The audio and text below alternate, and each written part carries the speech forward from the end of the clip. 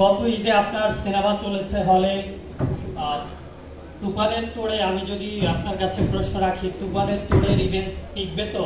আরেকটা বিষয় হলো, গত ঈদে আপনার সিনেমা চলেছে, তুফানকে উড়িয়ে দেবে বলেন, মন্ত্রীকে দিয়ে হলে ফোন দেওয়াতে হয়েছে। আপনি কি মনে করছেন আপনার এই সিনেমা এবার তুফানের তোড়ে টিকবে এবং মন্ত্রীকে দিয়ে ফোন দেওয়াতে হবে না, সাধারণ মানুষ এটি দেখে টাকা উসুল হবে?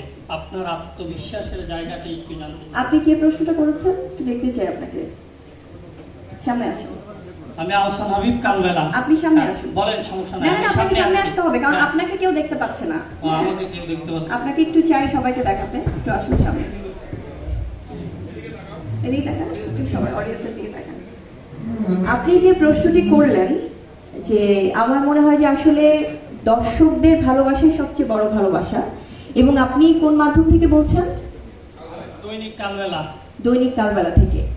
আপনি যে বললেন যে কাদেরকে দিয়ে ফোন করানো হয়েছে কোন সিনেমা চালানোর জন্য, আপনি সবাইকে এখন কথা দেন, যদি এটার প্রমাণ আপনি না দিতে পারেন সেক্ষেত্রে আপনার ক্ষেত্রে আমরা কি ব্যবস্থা নিব, এটা আপনি সবার সামনে এই কথাটা বলুন আগে। দৈনিক কালবেলা যখন নিউজ করে, কোনো তথ্য ছাড়া নিউজ করে না, তথ্য প্রমাণের ভিত্তিতেই নিউজ করে। তো এই তথ্য প্রমাণ কি আপনি নিয়ে এসেছেন?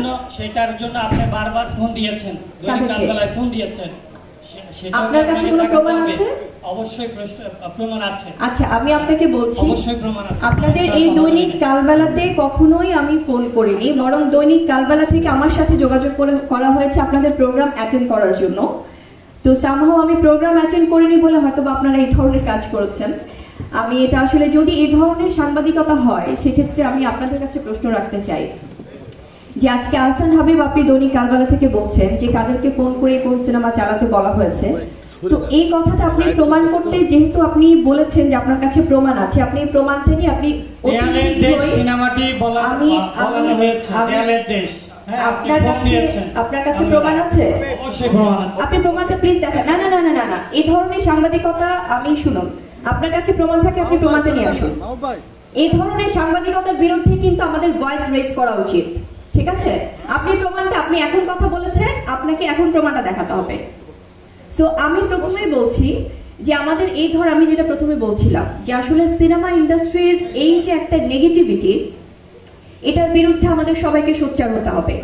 কারণ আমাদের দর্শকরা আমাদেরকে ভালোবেসে টিকিট কেটে সিনেমা দেখে, এবং যে সিনেমাগুলো ভালো চলছে, দেয়ালের দেশ আমার যে সিনেমাটা, এটা প্রচন্ড প্রশংসনীয় একটা সিনেমা, এবং যারা দেখেছেন আমাদের কাছে সেই দর্শকদের ভালোবাসার প্রতিক্রিয়া আছে। এই সিনেমা চালানোর জন্য আমাদের কাউকে ফোন দেবার প্রয়োজন নেই প্রথমত, এবং I have that guts to challenge you, if you have that guts you will prove everything. আপনি কোনো আর্টিস্টকে বা কোনো মুভি টিমকে নিয়ে এই ধরনের এলিগেশন দেবেন এবং সেটা নিয়ে একটা ইয়েলো জার্নালিজম করবেন, সেটার বিরুদ্ধে আসলে আমাদেরকে কথা বলা উচিত। So thank you so much. Next কোনো কোয়েশ্চেন? Thank you.